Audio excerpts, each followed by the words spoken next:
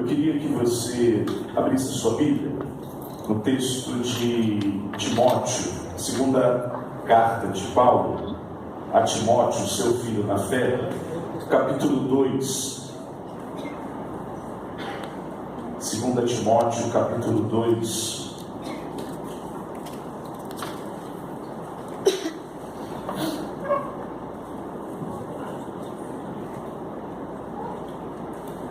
Versículo 22. 2 Timóteo capítulo 2, a partir, só o versículo 22, não a partir, mas só o versículo 22.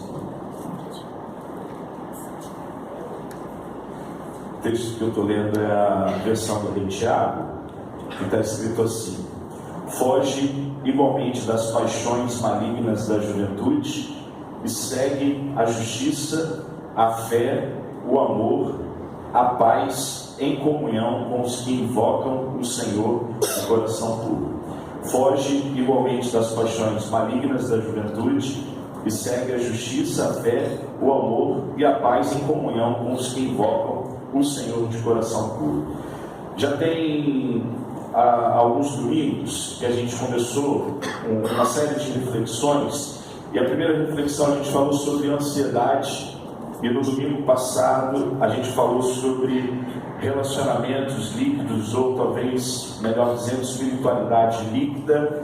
E hoje eu queria falar sobre a síndrome, alguns falam síndrome de Burnout, outros falam a síndrome de burnout.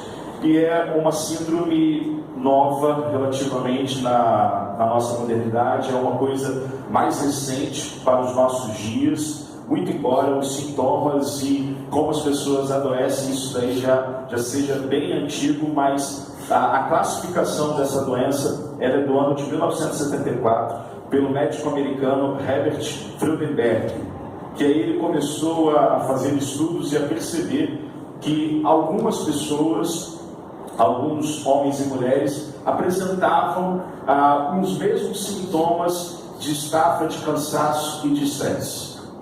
Pessoas, então, que estavam, às vezes, extremamente estressadas, cansadas com a sua rotina de trabalho, apresentavam os mesmos tipos de sintomas, e aí começou a estudar, a trabalhar e a identificar, então, e aí chegou essa classificação da síndrome de burnout.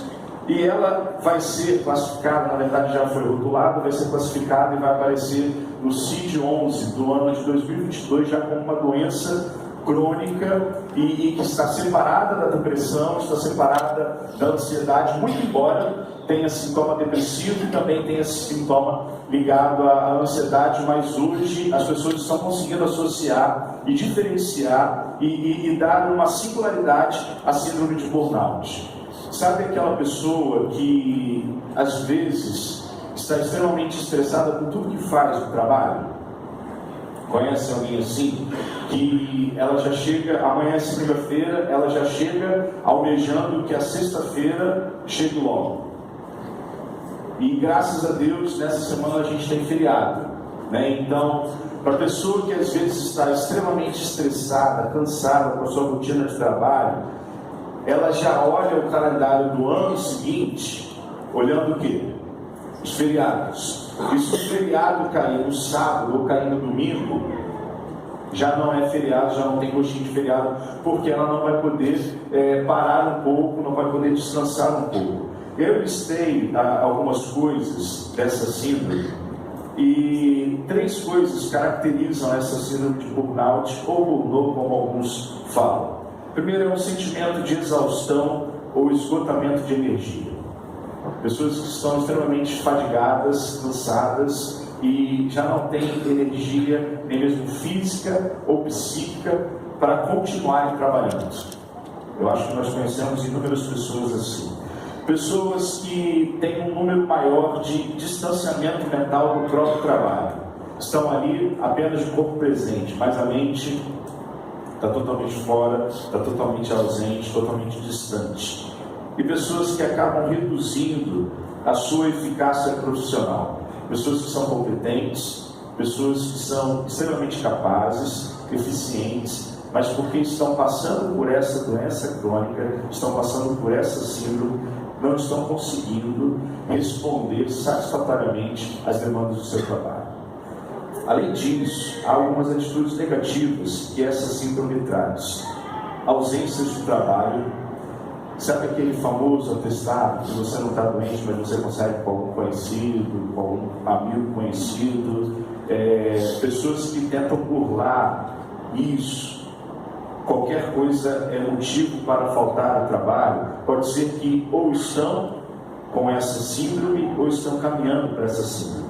Pessoas agressivas, pessoas que se isolam no seu local de trabalho, pessoas que mudam bruscamente de humor no seu local de trabalho. Começa de manhã e aí fala pelos cotovelos. Quando chega na hora do almoço, parece que é outra personalidade, parece que é outra pessoa. Pessoas que estão extremamente irritadas no dia a dia. Já chegam com o seu Saraiva. Lembra dele, daquele personagem? A pessoa já dá bom dia, ela já está extremamente irritada com o outro. Pessoas que têm dificuldades de concentração, pessoas com lapsos de memória, pessoas ansiosas, pessoas com depressão, pessoas pessimistas. Aquele seu colega de trabalho, ou até mesmo você. Você chega para apresentar um negócio para alguém e imediatamente aquela pessoa já diz assim: isso não vai dar certo. Isso daí a gente já tentou há alguns anos e a empresa não deu certo, e enfim. E pessoas também que têm uma baixa autoestima, pessoas que não conseguem se valorizar. Em linhas gerais, só para a gente introduzir a síndrome de burnout, seria isso daqui.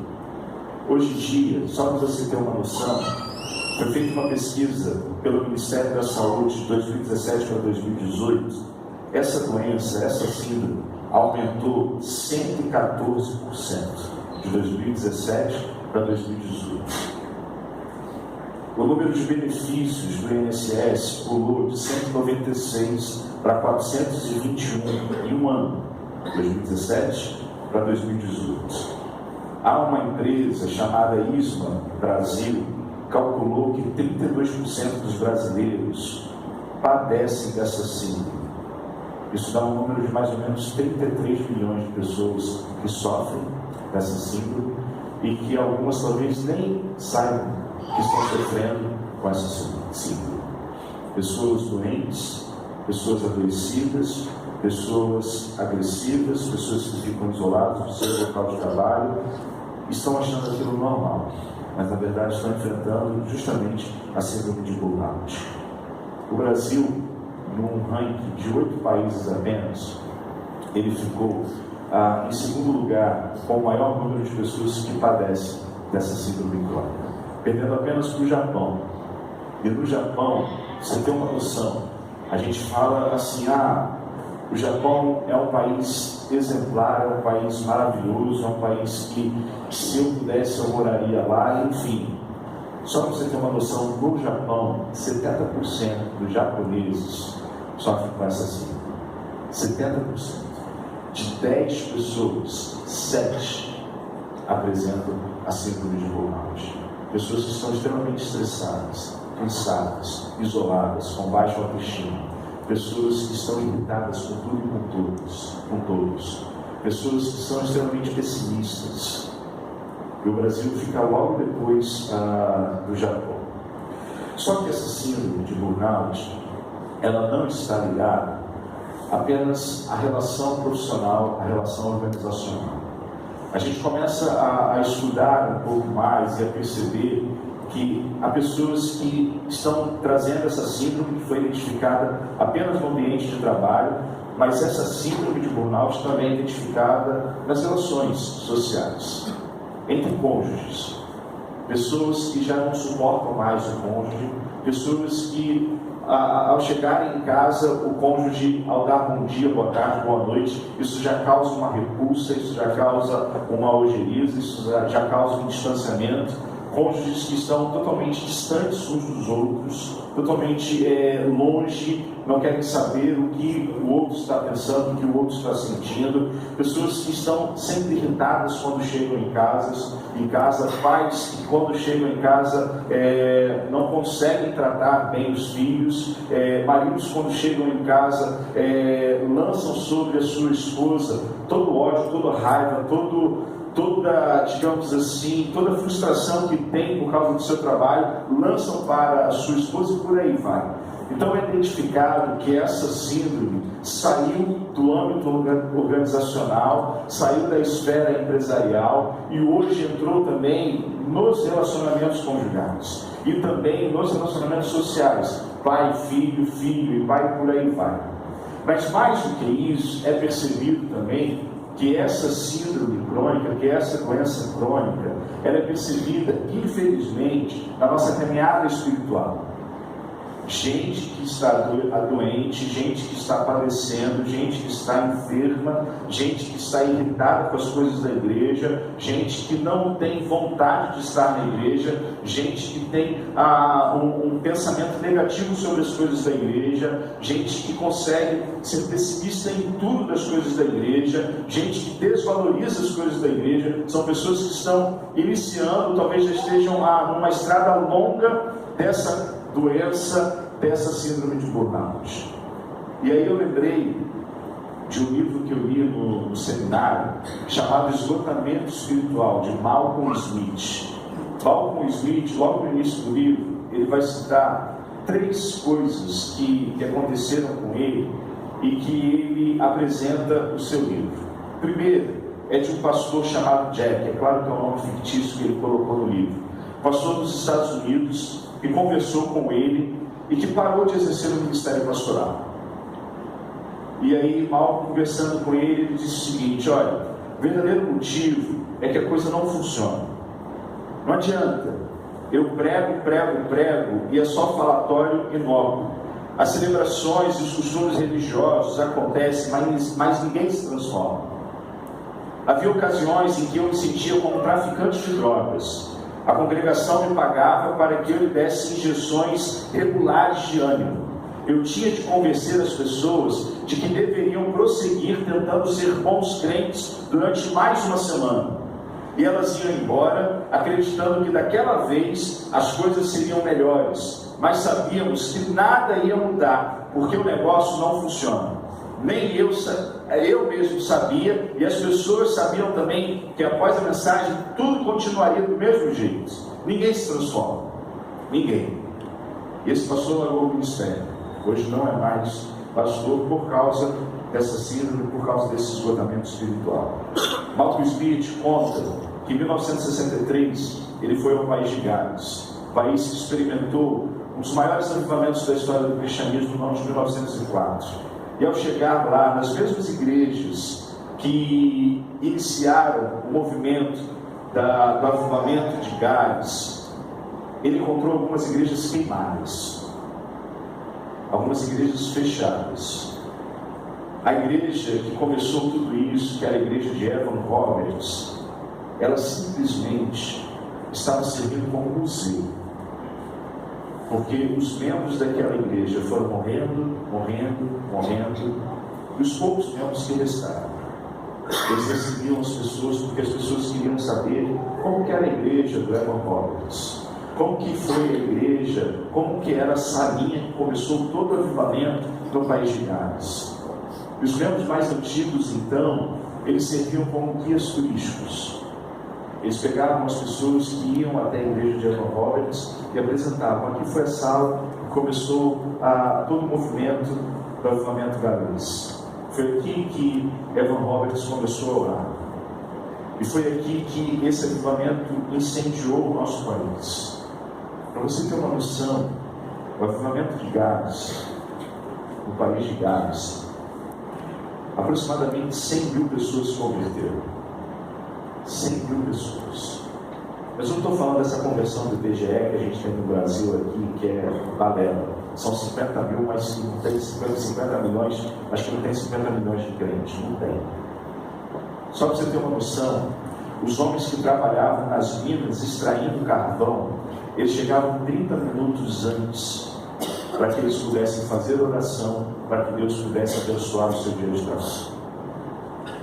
Aí vem um monte de gente falar que o Brasil é o país do avivamento, sendo que as celebrações de oração das nossas igrejas são as celebrações menos frequentadas. Sendo que as escolas bíblicas dominicais, as pessoas não vêm, porque tem preguiça de acordar. O avivamento galês, no país de Gales, era diferente. O grande vício da época era a bebida alcoólica. Os bares foram esvaziados e alguns bares foram fechados por causa do avivamento do país de Gales. O grande vício era a bebida. E por causa da diminuição da bebida, houve uma diminuição no índice de criminalidade. Pessoas procuraram seus credores e acertaram suas dívidas. Famílias foram sendo reconciliadas. No Brasil, que dizem que é o país do avivamento, o Espírito Santo, que é considerado o país, ou melhor, o estado mais evangélico, mais cristão, as mulheres são mais violentadas aqui no Espírito Santo do que nos outros estados. Que avivamento é esse? Que conversão é essa? País que experimentou, que foi uma referência na história do cristianismo, que até hoje se discute, que até hoje tentam imitar as coisas que aconteceram no país de Gales. Esse país hoje está experimentando um esgotamento espiritual, está experimentando uma síndrome de burnout espiritual. Malcolm Smith, e aí aqui eu termino a terceira história que ele cita no livro, ele fala sobre a mãe da Melissa, a Janete. Melissa era uma criança que ficou com leucemia e sua mãe queria muito a cura da sua filha. Sua mãe fez uma vigília de oração esperando a ação de Deus. Poucas semanas depois a Melissa morreu. A fala do pai da Melissa foi a seguinte: eu matei a Melissa. Se eu tivesse tido mais fé, a Melissa teria sido curada.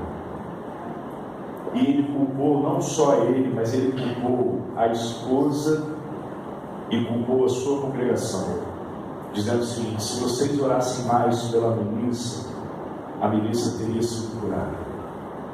Malcolm Smith tristemente relata que após a morte da Melissa, nem o pai nem a mãe permaneceram na igreja, se esgotaram espiritualmente, tiveram uma síndrome de burnout espiritual e foram embora. Se você está exausto, se você está cansado, se você está estressado, se você está irritado, se você está totalmente ausente, distante do seu trabalho, se você está realizando o seu trabalho de uma forma ineficaz, a primeira coisa que eu quero dizer para você é que você precisa procurar um médico. Você precisa procurar um médico, você precisa procurar um psiquiatra, você precisa procurar um terapeuta, precisa procurar um psicólogo para você se tratar. Mas, além disso, eu queria analisar esse texto, 2 Timóteo capítulo 2, versículo 22, que a gente já leu. O que Paulo trouxe para Timóteo? Porque Timóteo, a impressão que eu tenho é que Timóteo viveu isso. Timóteo viveu uma ausência do trabalho. Timóteo, a princípio, se tornou agressivo. Timóteo ficou isolado. Timóteo talvez tenha ficado irritado. Timóteo tenha tido, eu acredito, dificuldade de concentração. Timóteo tenha ou teve episódios de ansiedade, de depressão, de pessimismo. Tanto que Paulo fala: olha, ninguém menospreze você porque você é jovem. Timóteo, e eu conversando com a Aline, estava pensando se eu falaria sobre Timóteo ou se eu falaria sobre Elias, porque Elias também apresenta alguns sintomas e apresenta alguns momentos, alguns sinais dessa síndrome. Só que Elias a gente trata quando for falar sobre depressão, de repente no ano que vem ou daqui a 15 dias. Mas por que Timóteo, então, ele traz para a gente, ou Paulo traz para a gente, justamente a figura desse jovem pastor que talvez tenha passado por essa síndrome de burnout? Eu listei, só para os irmãos terem uma noção, eu listei 12 situações do contexto da igreja de Éfeso. Se você quiser anotar, ou se você quiser depois ver a mensagem que está sendo gravada e depois analisar. Primeiro, as pessoas na igreja de Éfeso estavam ensinando coisas erradas. 1 Timóteo capítulo 1, versículo 3. As pessoas da igreja de Éfeso estavam produzindo discussões intermináveis sobre genealogias, sobre fábulas, sobre mitos. As pessoas estavam falando coisas que não deveriam ser ditas, que não deveriam ser faladas, coisas inapropriadas. E isso estava gerando justamente um cansaço, uma fadiga, um estresse no coração do jovem pastor Timóteo. Paulo, por 2 vezes, na primeira carta, falou para Timóteo sobre o bom combate. Tamanha o estresse do que era ser pastor. No texto de 1 Timóteo capítulo 4, versículo 1, Paulo escreveu que alguns se desviaram. E isso, dependendo do contexto eclesiástico, isso pode ser uma derrota muito grande para o pastor. Pessoas que saem da igreja e pessoas que, quando saem da igreja, acabam culpando quem? O pastor. A pessoa não vem na EBD, a pessoa não vem no culto de oração, a pessoa só vem num domingo à noite, de 4 domingos vem só um. A pessoa não participa da campanha de missões, a pessoa não participa de nenhum ministério, mas quando ela sai da igreja, o culpado, o bode expiatório é o pastor, e é bem possível que Timóteo estivesse sofrendo por esses que saíram no primeiro versículo do capítulo 4 da primeira carta. Paulo ainda fala no capítulo 4 da primeira carta, no versículo 10, sobre o árduo trabalho. Ser pastor é viver diariamente uma função árdua, em que você não descansa, você não para. É isso que Paulo está falando para Timóteo. Além disso, no capítulo 4, versículo 12, Timóteo está enfrentando uma grande dificuldade, porque Timóteo era muito jovem. Talvez ele tivesse iniciado o ministério pastoral com menos de 30 anos. Paulo é o seu mentor, Paulo é o seu pai espiritual, e que já tinha passado da barreira de 60 anos. Paulo já tinha enfrentado um problema com a igreja de Corinto. Paulo já tinha enfrentado uma grande dificuldade, uma grande perseguição com a igreja de Corinto. Porque na igreja de Corinto tinha os partidários de Paulo, os partidários de Apolo, os partidários de Cristo e os partidários de Pedro. Paulo sabia lidar com essas oposições e com esses opositores. Paulo já tinha gente que tinha enfrentado o seu ministério, como Alexandre Ferroeiro e tantos outros. Só que Timóteo não, Timóteo está começando o negócio. E aí Paulo fala para Timóteo: ninguém despreze você, ninguém menospreze você, pelo fato de você ser jovem, pelo fato de você ter menos de 30 anos, está começando o ministério de você, o seu ministério. Só que a igreja de Éfeso é uma igreja extremamente cascuda, é uma igreja, talvez não tanto como a igreja de Corinto, mas era uma igreja que tinha uma carnalidade muito grande, tanto que quando a gente lê lá em Apocalipse, Jesus condena a igreja de Éfeso. Eu reprovo a igreja de Éfeso, porque vocês fazem a obra dos nicolaítas, vocês vivem como carnais. Então Timóteo recebe o árduo trabalho de liderar uma congregação que até então não o respeitava pelo fato de ele ser jovem. O texto continua, a 7ª lição que eu tirei é Paulo perturbando, assim, com bom sentido, mas Paulo dizendo para Timóteo, lançando sobre Timóteo um peso: não descuide do dom de Deus que há em ti, que foi imposto pelas mãos e pelas orações. Isso é um peso também. Além disso, uma outra razão do contexto da igreja de Éfeso, no capítulo 5, o apóstolo Paulo fala assim: olha, cuide das velhinhas, cuide das viúvas. Até aí é tranquilo. Só que o problema é que o contexto da igreja de Éfeso, a gente não está falando de, por exemplo, a irmã Estela. A irmã Estela morreu com quantos anos? 103. A irmã Estela tinha condições de trabalhar? Não tinha mais. Embora ela não deixasse de trabalhar, não é? Mas então, ela não tinha. Aí, se alguém orientasse, cuide da avó Estela, tranquilo, a gente vai se virar. Que um traga 1 quilo de arroz, que o outro traga 1 quilo de feijão, que a igreja doe 2 quilos de frango, que a igreja compre alcatra, enfim, isso daqui é tudo, porque a avó Estela não tem mais condições de trabalhar. Só que o contexto da igreja de Éfeso não era isso. Eu vou colocar no exemplo. Eu morri. Não usar ninguém. Eu morri. A Aline ficou viúva. Certo? Viúva é quem morre. Obrigado. Mas enfim, eu morri, eu fiquei viúva e a Aline ficou viúva temporariamente. Enquanto ela não casou com alguém, o que estava acontecendo na igreja de Éfeso? Timóteo, eu tenho 39 anos, eu tenho condições de trabalhar, mas não vou trabalhar não. Que você, como pastor, você providencie os recursos para eu poder viver.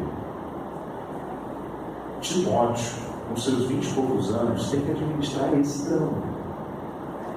Aí, você tem 39 anos, meu filho. O mundo está aí. Se vira. Aí chega uma outra irmã com 25 anos. Meu marido morreu na guerra. Pega o romano, veio aqui, matou meu marido. Você tem 25 anos. Aí por isso, Paulo fala o seguinte, cuida das velhinhas, das viúvas que tiverem mais de. Então, já vai a dica aqui. Se ficou viúva, não procure. Se tiver mais de 60, pode procurar. Se tiver menos de 60, minha irmã, o mundo está aí para você ganhar o mundo. Amém? Amém? Não sentir firmeza nesse amém, não. Amém? Amém. Tá bom, mas enfim, era esse o drama que Timóteo tem que administrar. Timóteo, bota a cara.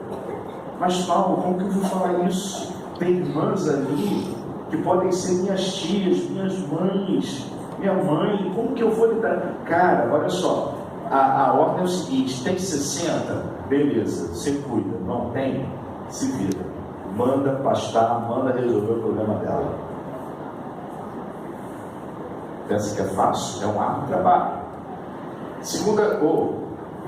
Nona coisa, capítulo 5, versículo 21, Paulo fala para Timóteo, olha, não tenha partidarismo, nem favoritismo. Nas eleições passadas, um monte de gente me perguntou, pastor, quem você vai votar? Está aqui, eu não posso ter partido, eu não posso ter favoritos. É o que Paulo fala, estou brincando, mas é o que Paulo fala para Timóteo. Porque tinha muita gente que chegava para Timóteo e queria trazer uma coisa material para Timóteo, um agrado para Timóteo, e não queria ser entendido por Timóteo. Paulo fala, olha, esquece isso. Mas Paulo, eu tenho 20 e poucos anos, esquece isso. Por causa disso, capítulo 5, versículo 23, esse eu quero ler. 1 Timóteo, capítulo 5, versículo 23. Esse eu faço questão de ler. Por causa do teu estômago e das tuas frequentes enfermidades, não bebas somente água, mas também um pouco de vinho. Não estou falando que eu quis ler isso para você encher a cara, não é nada disso não. Mas o que eu quero dizer disso daqui era o quanto doente Timóteo estava no exercício do seu ministério.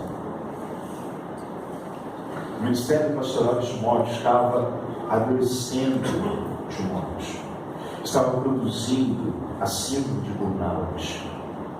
Um outro problema, o pastor não acabou não. Um outro problema, capítulo 6 da primeira carta, Paulo pede a Timóteo para intermediar uma relação tensa entre senhores e escravos. Vai lá, resolve conflitos. Quem estiver reclamando do Senhor, você traz o escravo, traz o Senhor, para eles resolverem, e você vai ser o mediador desse negócio. Além disso, olha o versículo 20 do capítulo 6. 1 Timóteo capítulo 6, versículo 20. Timóteo, guarda o tesouro que te foi confiado, evitando as conversas inúteis e profanas, assim como as elucubrações sem fundamento que muitos chamam de saber. Ora, alguns professando tal conhecimento se desviaram da fé. A graça seja convosco. Paulo está dizendo aqui que depois dessas 11 coisas ainda, a 12ª, no contexto da igreja de Éfeso, que Timóteo está pastoreando, é que Timóteo enfrentaria oposição e opositores. Gente, Timóteo adoeceu e adoeceu muito. Muito. Se você virar a sua página e chegar no primeiro capítulo da 2ª carta de Timóteo, versículo 4, o apóstolo Paulo escreveu assim: recordo-me das tuas lágrimas.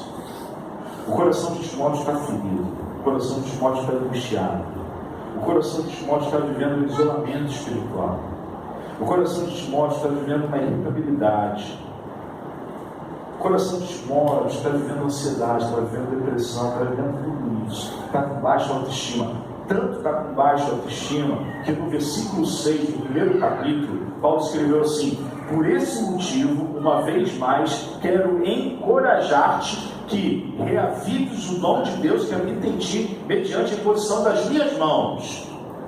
Porque Deus, versículo 7, não nos concedeu o espírito de covardia, mas de poder, de amor e de equilíbrio. Timóteo está no ápice da sua síndrome de burnout. Timóteo está no ápice de tentar ou de abandonar tudo por causa de tudo que ele viveu, da primeira para a 2ª carta. Timóteo, parece-me que Paulo está fazendo essa leitura, de que ele não quer mais continuar, que se ele pudesse, largaria tudo, que se ele pudesse, deixaria tudo, deixaria o ministério, assim como essas histórias que o Malcolm Smith contou para a gente, não necessariamente no país de Gales, mas do pastor Jack e do pai e da mãe da Melissa. Pessoas que talvez no ambiente eclesiástico cansaram, pessoas que talvez no ambiente de igreja se fatigaram, pessoas que ficaram irritadas, pessoas que ficaram pessimistas nessa caminhada espiritual. E aí não é só organizacional, e aí não é só a questão funcional. Uma coisa está atrelada à outra também. Pessoas que começaram vivendo uma síndrome de burnout no seu trabalho, hoje nas coisas da igreja estão totalmente cansadas, exaustas e não querem mais trabalhar, porque estão vivendo baixo autoestima, porque não querem fazer absolutamente nada. Esse é Timóteo da 2ª carta, porque a pressão sobre ele, e aí eu citei para vocês 12 problemas, a pressão sobre esse jovem pastor foi muito grande, foi muito exaustivo, foi muito cansativo, foi terrível para Timóteo. E uma coisa que a gente precisa tentar compreender é que não é frescura do outro passar por essa doença crônica, não é exagero, não é balela, não é isso daí precisa perder o emprego para dar valor ao que ele está passando. Não é isso que a síndrome de burnout precisa para ser tratada e para ser curada. Além de você procurar um médico, além de você procurar um psiquiatra, além de você procurar um psicólogo, o texto que eu li, aí eu volto para 2 Timóteo capítulo 2, versículo 22.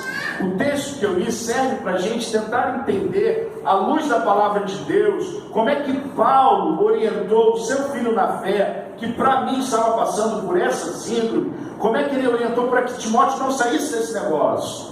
E aí Paulo começa dizendo o seguinte, volta lá para 2 Timóteo capítulo 2, versículo 22, foge igualmente das paixões malignas da juventude e segue. Esse verbo no grego é desejar ardentemente.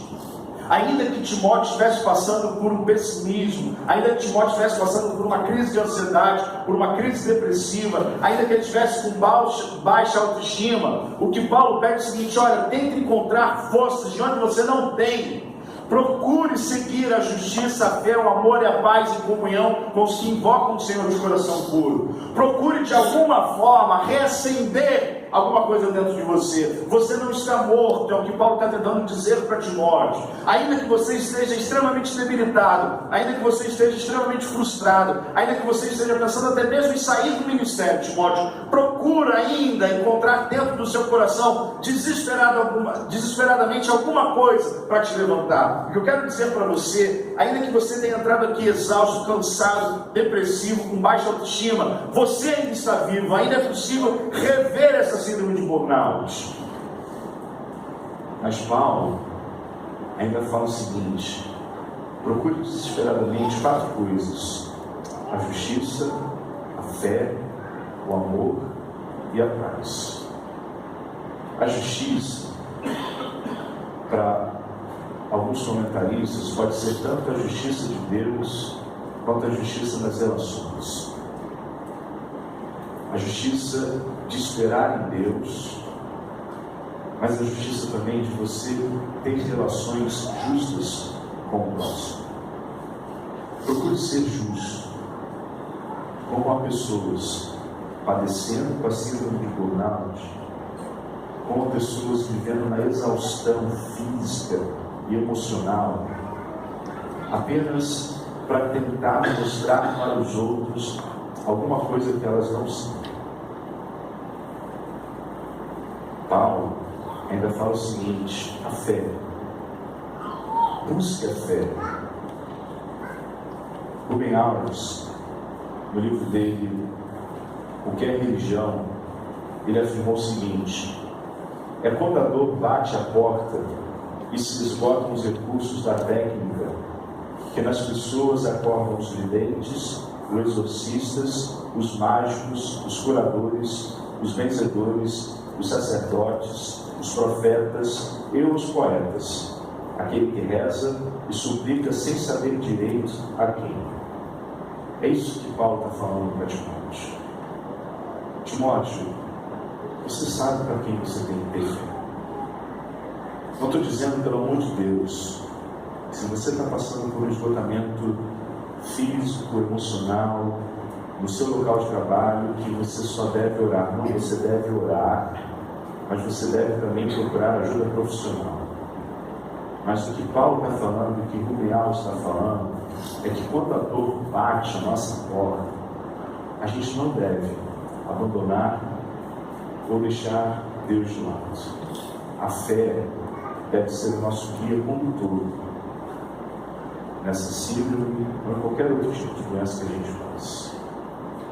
Paulo ainda fala sobre o amor. Busque, siga, cabe dentro de você o amor. Porque contra todas as coisas, ou diante de todos os inimigos, o que prevalece é o amor. O que Paulo está dizendo, olha, é: Timóteo, ame a si mesmo. Ame a si mesmo e ame ao próximo. Não se afaste disso. Paulo aqui não usa no grego a palavra filéu, não usa a palavra eros, mas o que Paulo usa é ágape. Ame incondicionalmente. Não alimente dentro de você nenhum tipo de baixa autoestima. Não alimente dentro de você nenhum tipo de agressividade. Não alimente dentro de você nenhum isolamento. Não alimente dentro de você nenhum pensamento pessimista. Ame a si mesmo e ame ao próximo. Mas outra coisa que Paulo fala é sobre a irene, sobre a paz. Essa palavra paz é a mesma que Paulo usa lá em Filipenses, capítulo 4. É a paz de Deus que excede a todo entendimento. A irene de Cristo. Essa paz que, mesmo a gente passando por tantas lutas e adversidades, essa paz acalma o nosso coração. O que Paulo está pedindo para Timóteo, e aí aqui eu listei para os irmãos 12 coisas. O que Paulo está pedindo a Timóteo, mesmo diante desses 12 motivos, cara, escrave, busque com todas as suas forças a paz do Senhor. Ainda que você esteja no turbilhão de sentimentos, ainda que você esteja numa série de pensamentos ruins, até mesmo talvez suicidas, por aí vai, mas olha, procure, escave do seu bom tesouro, do seu coração, essa paz, essa ira de Deus. Busque a justiça de Deus, a justiça do próximo. Busque a fé. Ande com fé, que a fé não costuma falhar. Busque o amor. Ame assim, ame o próximo. E busque a Irene de Cristo, porque a Irene de Cristo excede a todo entendimento. Mas outra coisa, e aí que eu fecho, no finalzinho do texto, Paulo fala assim: a paz em comunhão com os que invocam o Senhor de coração puro. Um abismo chama outro abismo. Não é isso que a Bíblia fala? Se você está doente, procure alguém que esteja sadio. Se você está atribulado, procure alguém que esteja em paz. Se você está melancólico, procure alguém que esteja eufórico. Se você está triste, procure alguém que esteja alegre. Sabe, o que Paulo está dizendo assim, Timóteo, se você buscar o amor, a fé, a paz, a justiça de Deus, mas se você se juntar com gente que está igual a você, não vai adiantar nada. Porque se você chegar para o diácono da sua igreja, e aí aqui eu estou fazendo uma hipótese, tá?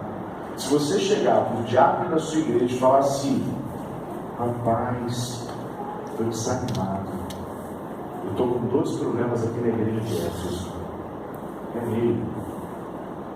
E esse diácono estiver também melancólico, depressivo, ansioso, pessimista, com baixa autoestima, ele vai falar assim: Timóteo, vamos subir a 3ª ponte?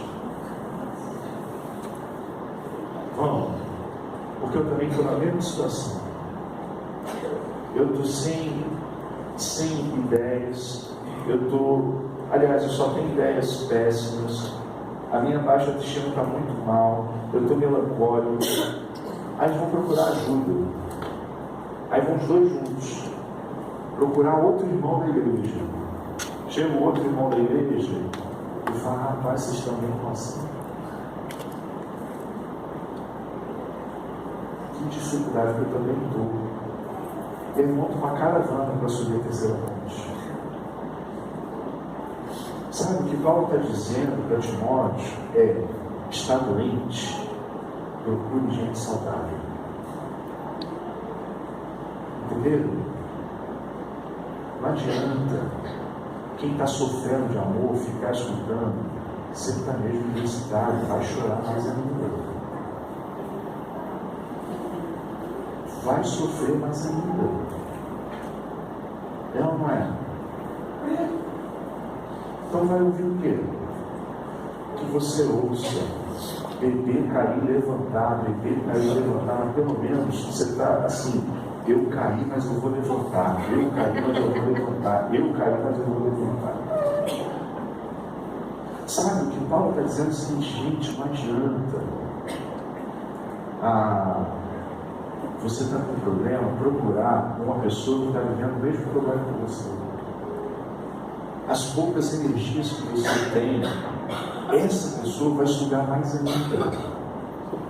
Quarta-feira eu disse: quantos às vezes saem para uma visita para algum irmão da igreja? Os irmãos que estavam aqui quarta-feira lembram disso. Quantas vezes nós saímos para fazer uma visita para alguém que está acamado, que está no hospital, e a gente chega e pensa o seguinte: poxa, a gente vai lá para abençoar fulano de tal. E quando a gente sai de lá, quem é abençoado? É a gente. gente. Lembro-me que uma vez eu nem era seminarista. Então, lá no Rio de Janeiro, a gente foi fazer uma visita para um novo convertido. Esse novo convertido, ele tinha sumido um pouco da igreja, e aí nós chegamos lá no domingo à tarde. E aí o irmão, quando viu esse jovem, novo convertido, acamado, esse irmão disse assim: tá vendo? Eu olhei assim, aí foi pensando, tá vendo? Aí o jovem falou assim: o que, irmão? Isso aqui dá. Aí ficou todo mundo parado, olhando qual asneira viria pela frente. E veio. Você se afastou, Deus quebrou sua perna.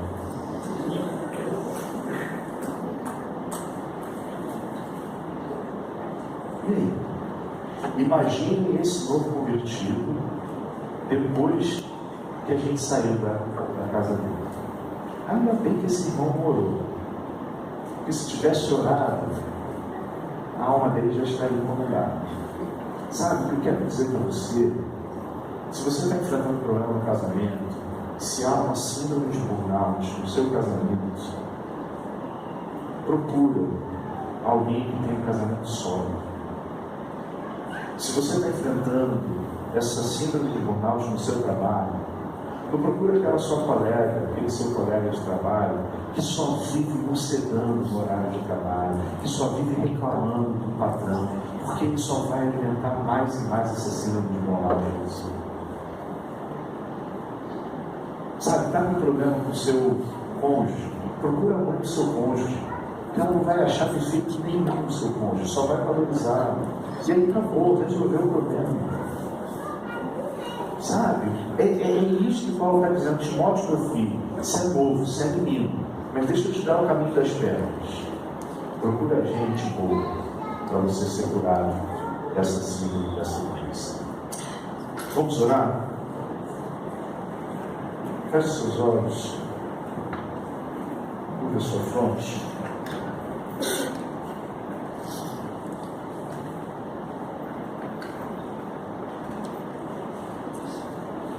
Eu não vou ficar aqui especulando nenhuma possibilidade, nem vou pedir você para se expor, para levantar a sua mão, ficar em pé, nada disso.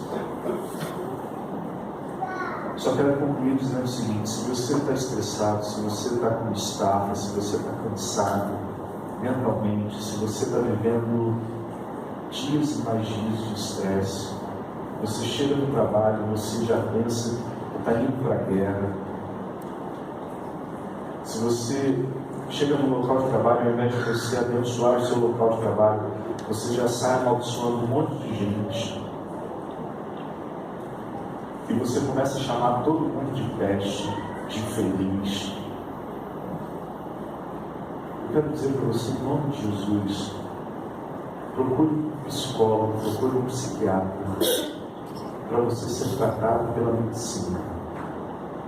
Mas também, o Evangelho de Jesus Cristo pode tratar você.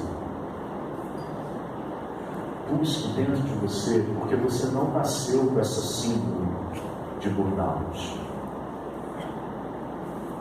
As coisas foram piorando até você viver essa síndrome. Mas você está vivo, então busque desesperadamente, como Paulo fala para Timóteo. Fuja das paixões da juventude, fuja do pessimismo, fuja da baixa autoestima, fuja da ansiedade, fuja da depressão, seja fazendo terapia, seja de repente usando um antidepressivo, enfim. Mas você não está estático, você não está imóvel, você ainda corre dentro de você sangue, você ainda respira, você ainda tem mobilidade. Então o que Paulo está dizendo é: traga a memória, busque, corra atrás da justiça de Deus, da justiça com o próximo. Coloque dentro desse seu momento em que você está vivendo essa síndrome de burnout, coloque fé, coloque esperança, corra atrás de uma fé alicerçada na palavra de Deus, corra atrás e ali justamente essa fé com os medicamentos, com a terapia, seja o que for, mas em nome de Jesus, não perca a esperança de que você vai ser curado e vai ser tratado, não apenas pela medicina, mas pelo poder do Evangelho de Jesus Cristo. Busque verdadeiramente o amor próprio, que talvez você tenha perdido como Timóteo perdeu. Timóteo, você é jovem, mas olha, valorize a sua juventude, Timóteo. Ainda que as pessoas menosprezem você, valorize a sua juventude. Ainda que o seu chefe despreze você, ainda que seu chefe ridicularize você, ainda que seu chefe lance sobre você olhares de condenação, você é amado por Deus, como a Léa ministrou. Você é cuidado por Deus e Deus fez aquilo que Ele podia de melhor, que foi entregar o seu Filho para mostrar o seu amor por mim e por você. Agora pare, pense e peça a Deus: Deus, me livra das más amizades, daqueles que ao invés de me ajudarem a sair dessa síndrome, só estão piorando a minha situação. Peça a Deus que mostre para você, indique para você essas pessoas que estão sugando a sua energia, que estão fazendo com que você fique cada vez mais debilitado. E peça a Deus que mostre para você de uma forma muito clara a quem você pode recorrer, quem pode ser seu amigo, sua amiga, nesse momento sombrio que você está vivendo. Além do médico, além do terapeuta, quem pode compartilhar esse jugo com você. Se você está vivendo essa síndrome, em nome de Jesus, estamos aqui diante daquele que curou leprosos, que curou aleijados, que curou cegos, que ressuscitou mortos e que triunfou sobre a morte, porque Ele mesmo ressuscitou. Jesus pode te curar, sim. Jesus pode dar um novo sentido para o seu trabalho, um novo sentido para o seu casamento, um novo sentido para a sua caminhada espiritual. Basta você abrir o coração e deixá-lo tratar. Deus, nós estamos aqui nessa noite e pedimos aqueles que talvez estejam exaustos de caminharem na fé, estão pensando em abandonar a casa do Senhor, estão pensando em sair da igreja, estão pensando em viver esse mundão aí fora. Deus, em nome de Jesus, tira essa exaustão, esse esgotamento espiritual também, Senhor. Ajuda-nos, Pai, com a Tua graça e com o Teu amor, Pai, porque dependemos totalmente, exclusivamente de Ti. Continua conosco, oramos em nome de Jesus. Amém.